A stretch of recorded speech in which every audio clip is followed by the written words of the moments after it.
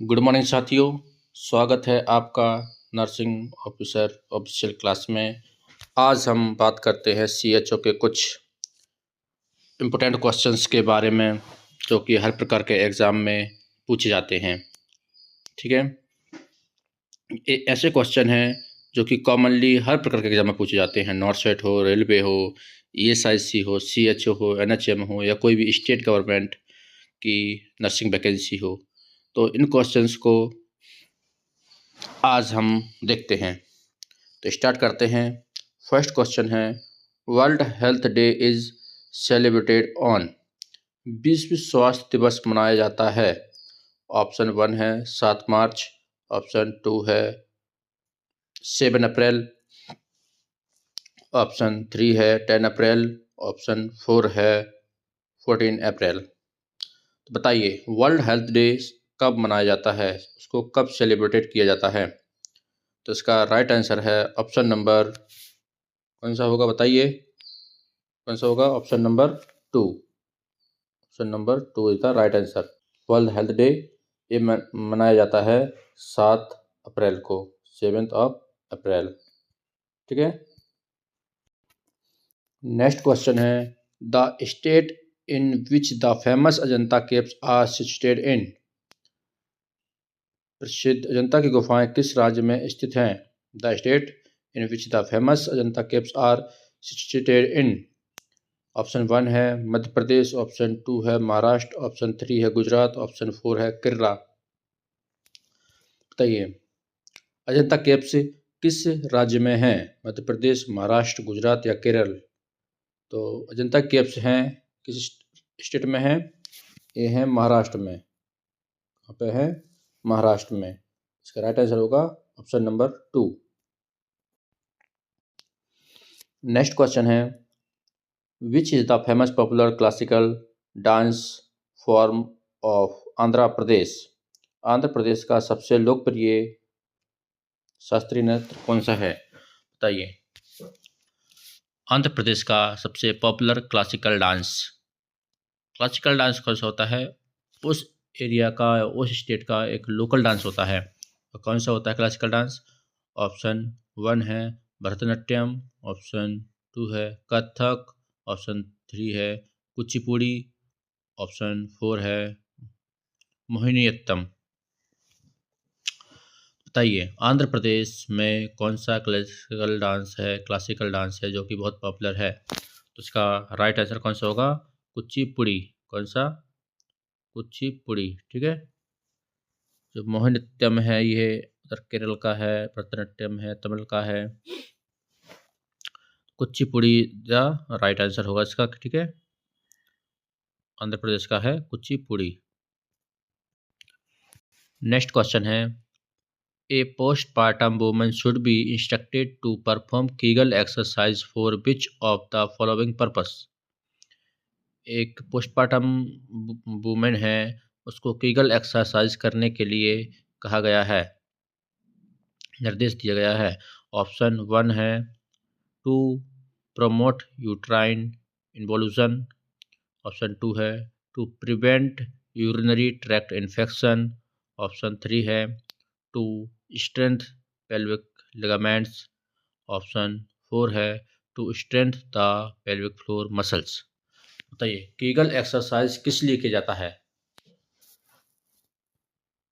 Kegel exercise एक simple उसका answer होता है, कीगल एक्सरसाइज करती है जो अपनी पेल्विक फ्लोर मसल हैं, पेल्विक की मसल्स हैं, उनको मजबूत करती है, स्ट्रेंथ देती है। ठीक है, इसका राइट आंसर होगा कीगल एक्सरसाइज का पर्पस है strength the pelvic floor muscle.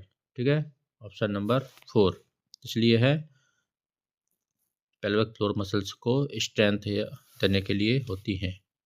तो राइट आंसर कौन सा होगा, राइट आंसर है ऑप्शन नंबर 4। नेक्स्ट क्वेश्चन है, a primigravida mother deliver a male baby.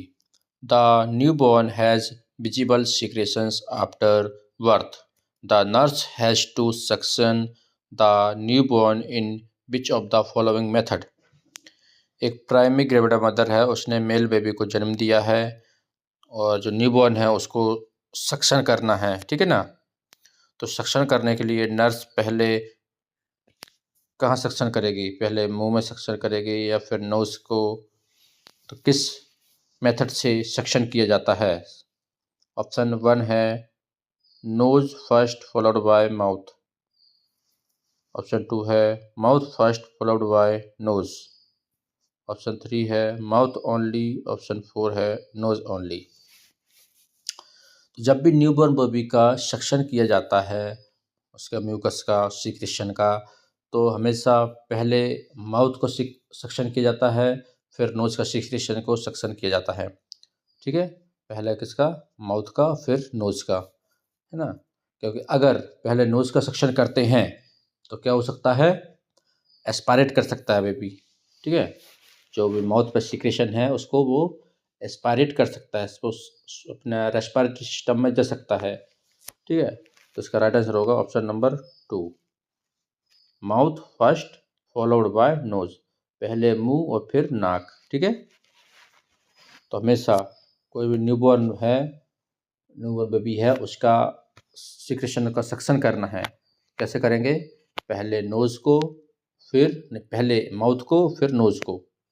पहले माउथ फिर नोज। ठीक है, ये हमेशा याद रखना है। तो इसका ऑप्शन नंबर 2 है सही आंसर। ठीक है, प्रेमी गौड़ा मदर है, उसने मेल बेबी को डिलीवर किया है। तो पहले सेक्शन उस बेबी का कहाँ करेंगे? पहले माउथ फिर नोज। तो राइट आंसर कौन सा होगा? Option number 2। नेक्स्ट क्वेश्चन है to perform nasopharyngeal airway suctioning for a conscious patient with a functional gag, the nurse should place the patient's head in which of the following position? एक conscious patient है, उसका nasopharyngeal airway suction करना है, तो उसका जो head है, head की पोजीशनिंग कैसी होगी? ऑप्शन 1 है चिन फ्लेक्स टू चेस्ट, चिन जो है उसकी थोड़ी है उसको चेस्ट की ओर, छाती की ओर झुकाएंगे। या ऑप्शन 2 है face toward right shoulder, face को राइट साइड मोड़ देंगे दाहिने कंधे की ओर। ऑप्शन 3 है फेस टूवर्ड लेफ्ट शोल्डर, या फेस को लेफ्ट साइड में उसको घुमाएंगे। या ऑप्शन 4 है नेक हाइपर एक्सटेंडेड, या नेक का हाइपर एक्सटेंड, नेक को पूरा पीछे की ओर झुकाएंगे। तो बताइए इसका राइट आंसर कौन सा होगा? एक पेशेंट है, कॉन्शियस पेशेंट है, उसको गैग रिफ्लेक्स भी है, मतलब उसको अगर उसका जो है उबला है उसको अगर टच करते हैं तो उसको वोमिटिंग या नोजिया टाइप का हो सकता है। तो उस पेशेंट का नेजोफेरेंजियल एयरवे जो है उसको सक्शन करना है तो पेशेंट की हेड पोजीशन कैसे रखेंगे? ठीक है, एक पेशेंट को नेजोफेरेंजियल एयरवे सक्शन करना है तो उसकी जो है हेड है उसका पोजीशनिंग क्या होगी? सिर आगे की ओर झुका होगा, चेस्ट की ओर होगा, या राइट साइड घुमाएंगे सिर को, या लेफ्ट साइड घुमाएंगे, या फिर हाइपर एक्सटेंडेड कर देंगे? ठीक है, नेक हाइपर एक्सटेंड मीन्स सिर को पूरा एकदम पीछे की ओर कर देना। ठीक है, तो इसका राइट आंसर होगा कौन सा? Option number 4। ऑप्शन नंबर 4, नेक हाइपर एक्सटेंडेड। नेक हाइपर एक्सटेंड क्या होता है? जो एयरवे होता है वह पूरी तरीके से ओपन हो जाता है ना? एकदम जो एयरवे है वह एकदम ओपन हो जाएगा और पूरा एक जो ट्रैकिया है वो एक लाइन में जाती है, तो सक्शनिंग करने में इजी होता है। ठीक है, तो नेक हाइपर एक्सटेंडेड करेंगे, उसका राइट आंसर होगा ऑप्शन नंबर 4। नेक्स्ट क्वेश्चन है while administering enema patient should be placed in? while administering enema patient should be placed in, एक पेशेंट को एनिमा दे रहे हैं तो उसको कौन सी पोजीशन देंगे? ऑप्शन नंबर 1 है सिम्स पोजीशन, ऑप्शन 2 है सुपाइन पोजीशन, ऑप्शन 3 है माइल्ड फॉलर पोजीशन, ऑप्शन 4 है नी चेस्ट पोजीशन। तो बताइए, पेशेंट को इनिमा देते समय उसको कौन सी पोजीशन देते हैं? Sims position, supine position, mild folder position या फिर नी चेस्ट पोजीशन? तो हमेशा जब भी पेशेंट को इनिमा देते हैं उसको देते हैं सिम्स पोजीशन। सिम्स पोजीशन कैसी होती है? लेफ्ट साइड करवट लेकर लेटेगा और थोड़ा सा आगे को झुका होगा, ठीक है। तो उसको देंगे कौन सी position? Sims position. Right answer कौन सा होगा? Option number A. ये पोजीशन याद रखना है, ठीक है। एनिमा देते समय क्या करते हैं? सिम्स पोजीशन देते हैं। ऐसा क्यों करते हैं? क्योंकि ऐसा करने से जो है अपना बोबल में अच्छे से एडमिनिस्टर हो जाता है और पेशेंट रिलीविंग फील करता है। Option number 1। नेक्स्ट क्वेश्चन है, facility based counselling centre provide health education to adolescents on all of the following area except. ठीक है, एक फैसिलिटी काउंसलिंग सेंटर है, उसमें एडोलसेंट को दिया जाता है, काउंसलिंग दिया जाता है ना। तो उसमें कौन सी चीज़ नहीं होगी?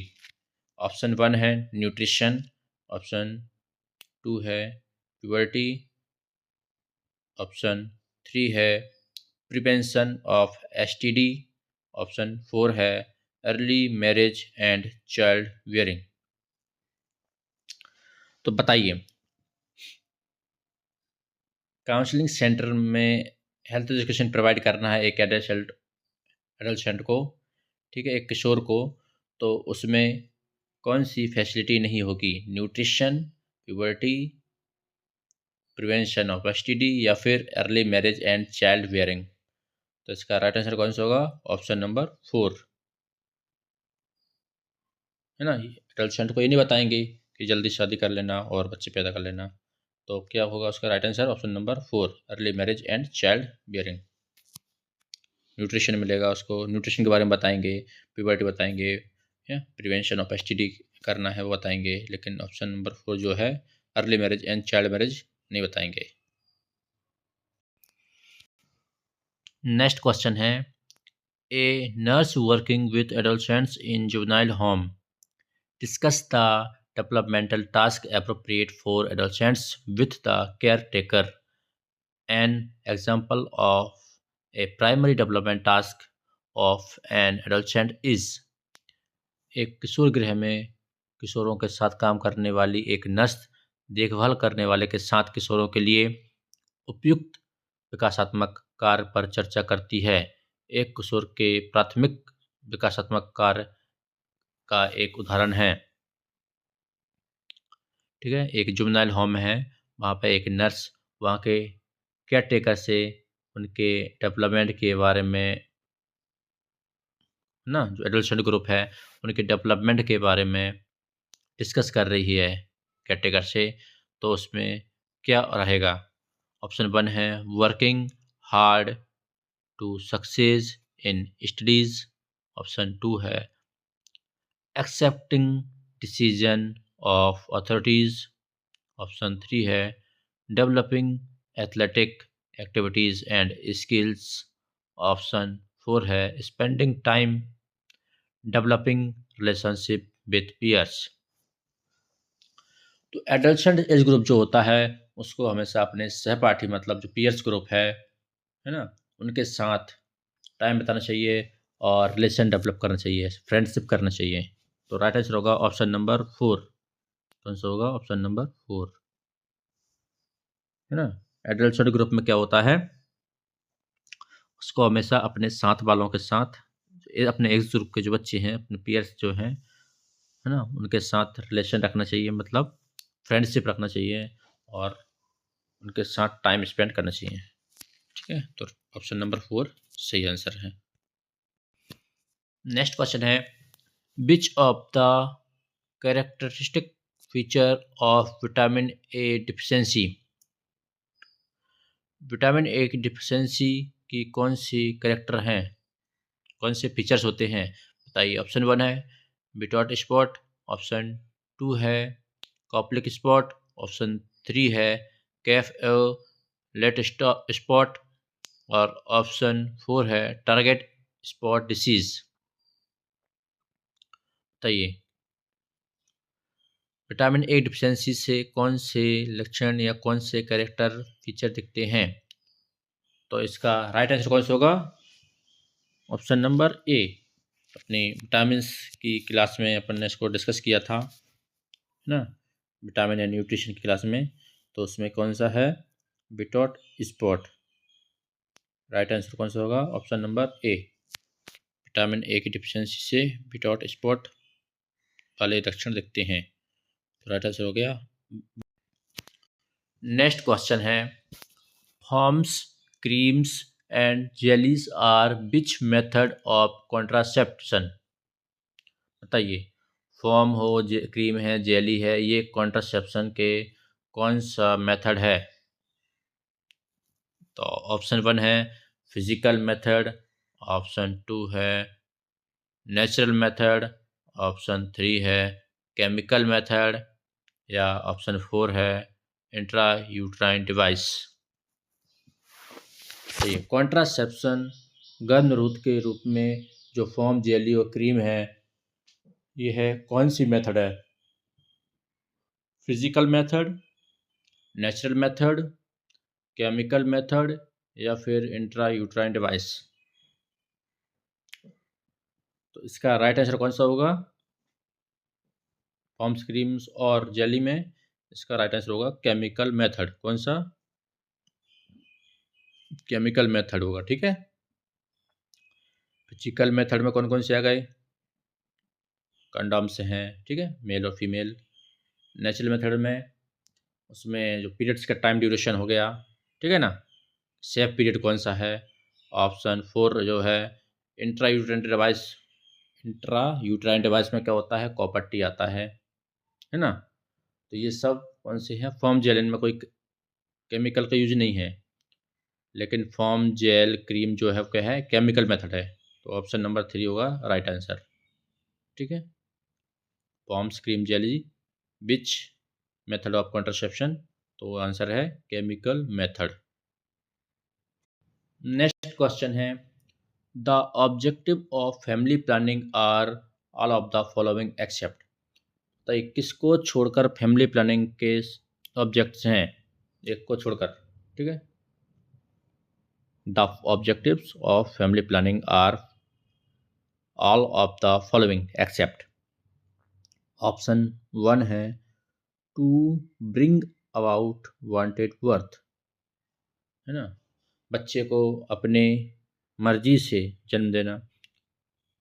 ऑप्शन 2 है to regulate the number of children in the family, परिवार में कितने बच्चे होंगे, है ना, उसका रेगुलेशन करना।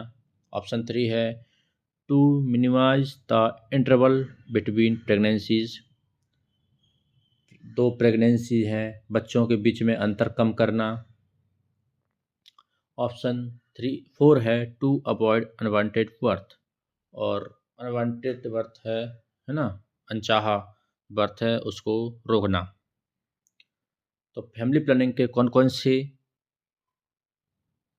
ऑब्जेक्ट्स होते हैं, ऑब्जेक्ट्स होते हैं फैमिली प्लानिंग के। टू ब्रिंग वांटेड बर्थ, अपनी मर्जी से बच्चे पैदा करना।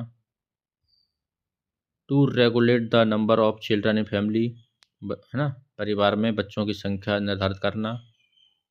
और टू अवॉइड अनवांटेड बर्थ, अनचाहा गर्भ को रोकना। तो ये तो होगा इसके ऑब्जेक्टिव। इसमें पूछा क्या गया है एक्सेप्ट, किसको छोड़कर, तो कौन सा हो गया ऑप्शन नंबर 3 होगा इसका राइट आंसर। कौन सा होगा option number 3, to minimise the interval between pregnancies. क्योंकि जो फैमिली प्लानिंग के ऑब्जेक्ट्स हैं उसमें कितना साल का अंतर होना चाहिए बच्चों में, 3 साल का अंतर जरूरी है। लेकिन इसमें क्या लिखा है to minimise the interval between pregnancies, मतलब प्रेगनेंसी के बीच में एक बच्चा और दूसरे बच्चे के बीच में अंतर कम होना चाहिए। तो राइट आंसर कौन सा होगा ऑप्शन नंबर 3। नेक्स्ट क्वेश्चन है, which of the following is a terminal method of contraception. Contraception के टर्मिनल मेथड कौन सा है ना। तो इसका ऑप्शन 1 है वर्थ वैक्सीन, ऑप्शन 2 है वेसेक्टॉमी, ऑप्शन 3 है सबडर्मल इम्प्लांट्स, ऑप्शन 4 है कंबाइंड पिल्स। टर्मिनल मेथड का मीन्स होता है ना टर्मिनेट कर देना उसको, एकदम जिस चीज़ प्रेगनेंसी हो रही है उसको हटा देना है। तो उसका राइट आंसर कौन सा होगा, ऑप्शन नंबर 2 वेसेक्टॉमी। ठीक है, वेसेक्टॉमी क्या हो गया, एक टर्मिनल मेथड हो गया है। कंबाइंड पिल है, सबडर्मल इम्प्लांट्स है, ये सब तो कॉन्ट्रासेप्शन ठीक है डिवाइस है, ठीक है। लेकिन वेसेक्टॉमी क्या है, टर्मिनल मेथड है। ऑप्शन नंबर 2 है right answer.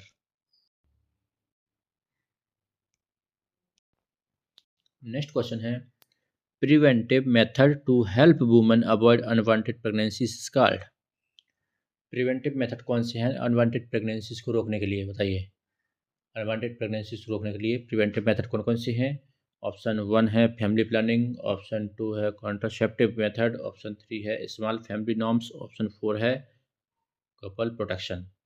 Family planning, contraceptive method, small family norms या फिर कपल प्रोटेक्शन।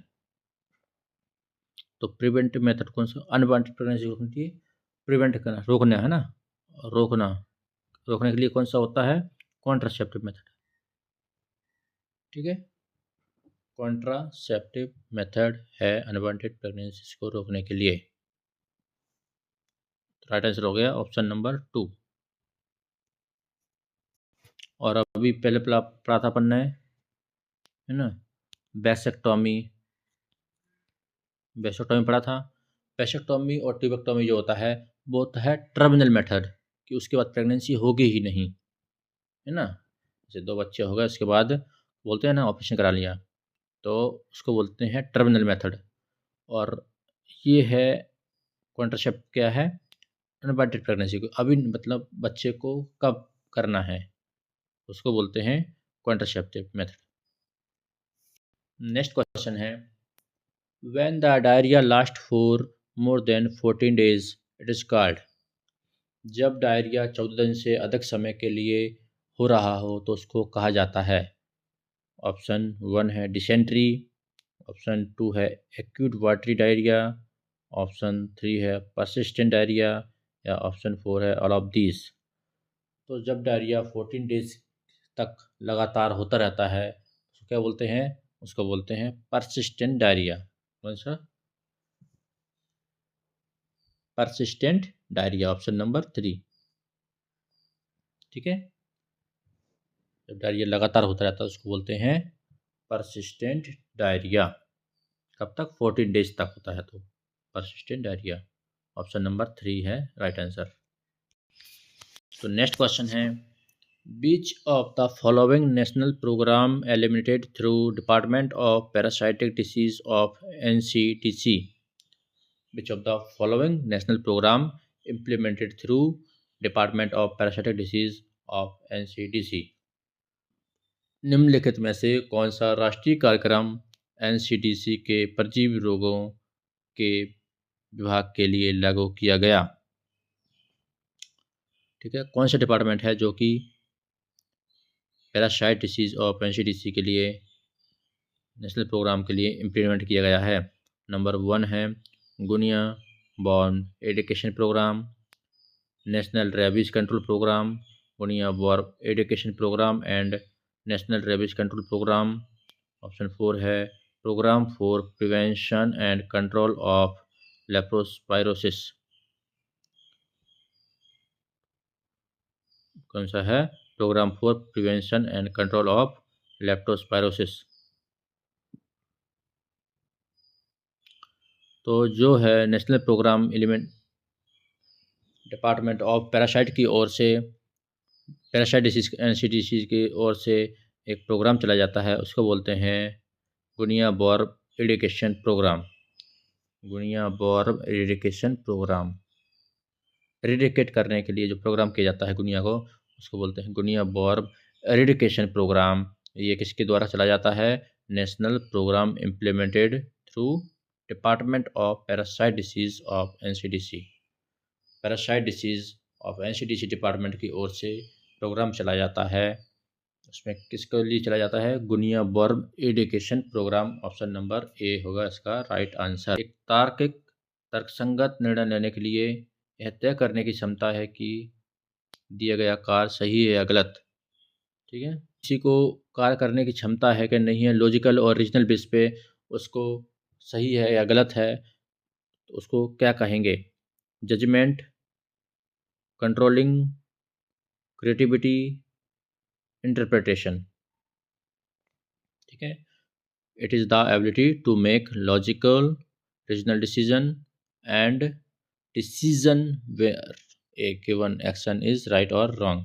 ठीक है, तो उसके बोलेंगे लॉजिकल और रीजनल डिसीजन को लेने की क्षमता क्या बोलेंगे? उसको बोलते हैं जजमेंट। क्या बोलते हैं? जजमेंट। बोलते हैं ना किसी को कि इसमें बहुत अच्छे जज है, जज करने की क्षमता अच्छी है, जज अच्छे से कर लेता है, तो उसको लॉजिकल और रीजनल डिसीजन लेने की क्षमता अच्छी होती है। तो राइट आंसर होगा option number A, judgment. Next question है, it involves use to manual communication and body language to convey meaning as opposed to acoustic conveyed. तो ऑप्शन 1 है लिप रीडिंग, ऑप्शन 2 है साउंड लैंग्वेज, ऑप्शन 3 है human ads, option 4 है technological ads. बताइए इसका सही answer क्या होगा? क्या करते हैं? ध्वनि पैटर्न के विपरीत अर्थ व्यक्त करने के लिए मैनुअल और बॉडी लैंग्वेज का उपयोग शामिल है। तो उसको क्या बोलेंगे? बताइए क्या आंसर होगा इसका? बॉडी लैंग्वेज यूज कर रहे हैं तो उसको बोलते हैं साइन लैंग्वेज। कैसा? Sign language. साइन बता देना, इधर उधर जो भी ऑप्शन है, तो उसका आंसर होगा साइन लैंग्वेज होगा इसका आंसर। ठीक है, कैसा है? Manual communication and body language. क्या रहा है? Body language to convey meaning as opposed to acoustically conveyed sound pattern. तो राइट आंसर कौन सा होगा? साइन लैंग्वेज उसका राइट आंसर। नेक्स्ट क्वेश्चन है, the unique advantage of original communication compared to small group communication is that। छोटे समूह संचार की तुलना में संगठनात्मक संचार का अनूठा लाभ यह है कि ऑर्गेनाइजेशनल कम्युनिकेशन। ऑप्शन 1 है feedback is easier and more immediate, option 2 है communication role are more formal, option 3 है always formal communication take place, option 4 है ऑल ऑफ दीज। बताइए छोटे समूह की तुलना में संगठन मतलब स्मॉल ग्रुप की तुलना में ऑर्गेनाइजेशनल कम्युनिकेशन अच्छा बेनिफिशियल होता है। तो इसका राइट आंसर कौन सा होगा? The unique advantage of organisational communication compare to small group communication is that. बताइए सामूहिक कम्युनिकेशन के क्या एडवांटेज हैं एक छोटे ग्रुप की तुलना में? तो इसका आंसर क्या होता है? Option number 2। कौन सा होगा? Option number 2। ठीक है, communication role are more formal, formal तरीके से इसको निभा सकते हैं। ठीक है, तो ऑप्शन नंबर 2 इसका राइट आंसर होगा।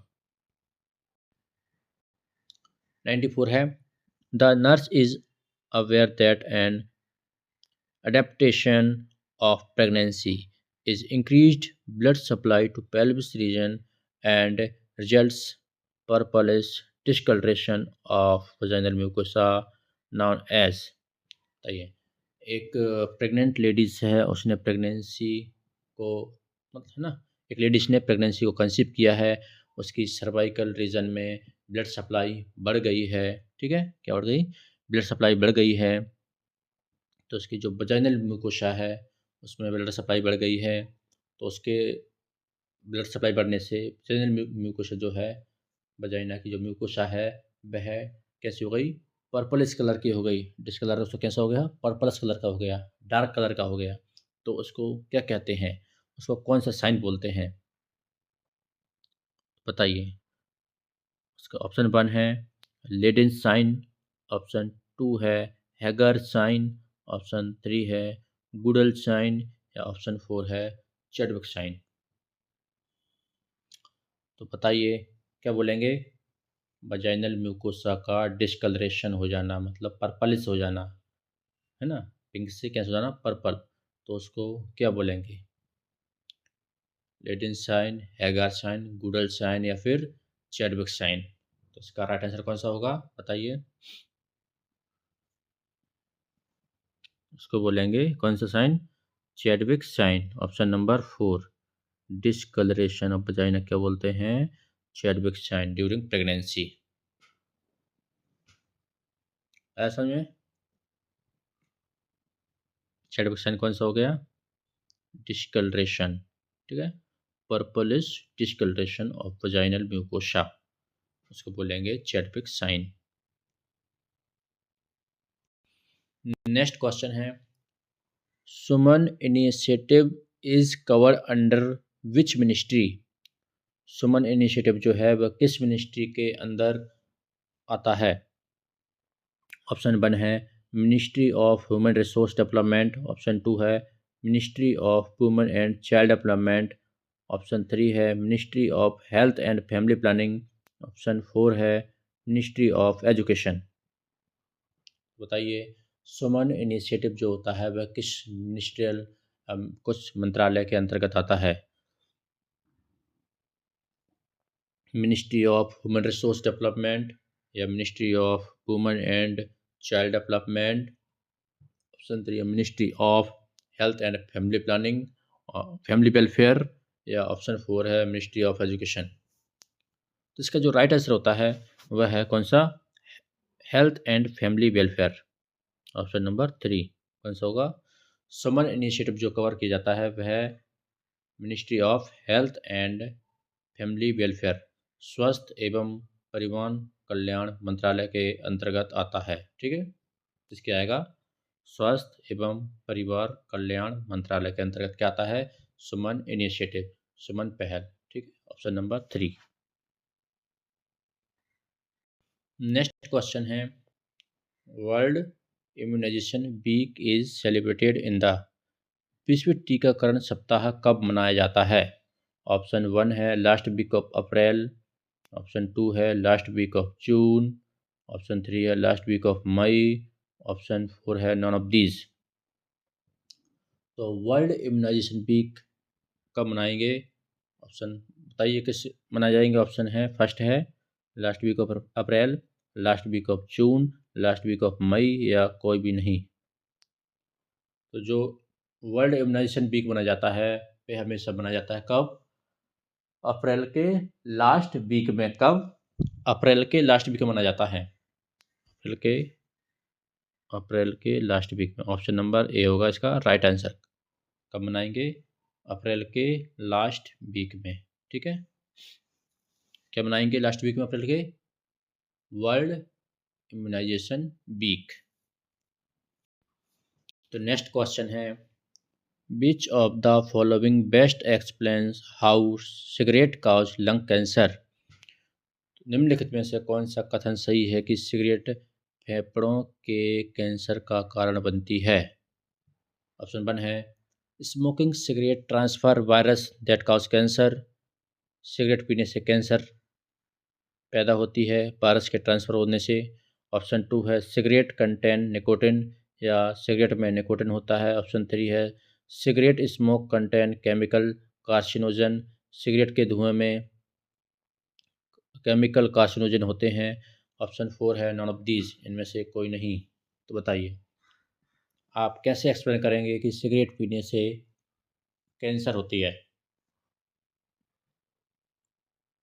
तो इसका राइट आंसर होगा कौन सा? Cigarette smoke contain chemical carcinogen. Cigarette के धुआं जो होता है, सिगरेट में केमिकल कार्सिनोजन होते हैं जो कि कैंसर कराने का कारण होते हैं। तो क्या होगा? ऑप्शन नंबर 3 राइट आंसर हो गया। ऑप्शन नंबर 3 हो गया राइट आंसर, ठीक है। सिगरेट में क्या होते हैं, केमिकल कंटेंट होते हैं, केमिकल कार्सिनोजन होते हैं, जो कि क्या कराते हैं, कैंसर, लंग कैंसर कराते हैं। राइट आंसर हो गया ऑप्शन नंबर 3 हो गया। नेक्स्ट क्वेश्चन है, in a communication process noise belong to which types of barrier of communication.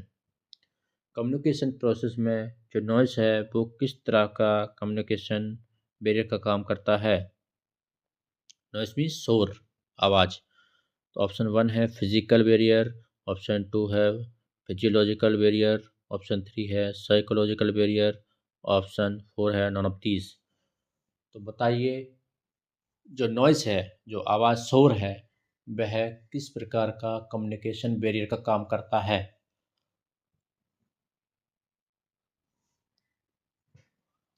तो इसका राइट आंसर कौन सा होगा, फिजिकल बैरियर के रूप में। कौन सा, फिजिकल बैरियर के रूप में काम करता है। ठीक है, कम्युनिकेशन प्रोसेस में जो नॉइस होता है वह एक फिजिकल बैरियर के रूप में काम करता है। नेक्स्ट क्वेश्चन है, the response received to a sender message is called as. एक रिस्पॉन्स रिसीव करता है एक सेंडर, अगर किसी ने एक मैसेज भेजा है तो अगर उसको रिसीव वापस मिलता है उसका, है ना, उसका आंसर मिलता है, तो उसको क्या कहेंगे। जैसे मैंने एक मैसेज किया तो उसी का मुझे जवाब मिला वापस, तो उसे क्या बोलेंगे, आंसर, फीडबैक, या फूड बैंक, या फिर एनकोडिंग। बताइए। A respond received to a sender message is called as answer, feedback, food bank, या फिर एनकाउंटिंग, एनकोडिंग। बताइए। एक मैसेज सेंडर रिसीव करता है फीडबैक को, उसको आंसर क्या बोलेंगे, उसको बोलेंगे फीडबैक। ठीक है, इसी मैसेज का रिस्पॉन्ड लेना क्या कहलाता है, फीडबैक। राइट आंसर कौन सा हो गया, ऑप्शन नंबर 2। नेक्स्ट क्वेश्चन है, FPLMIS स्टैंड्स फॉर। FPLMIS का मतलब है, क्या मतलब होता है ये।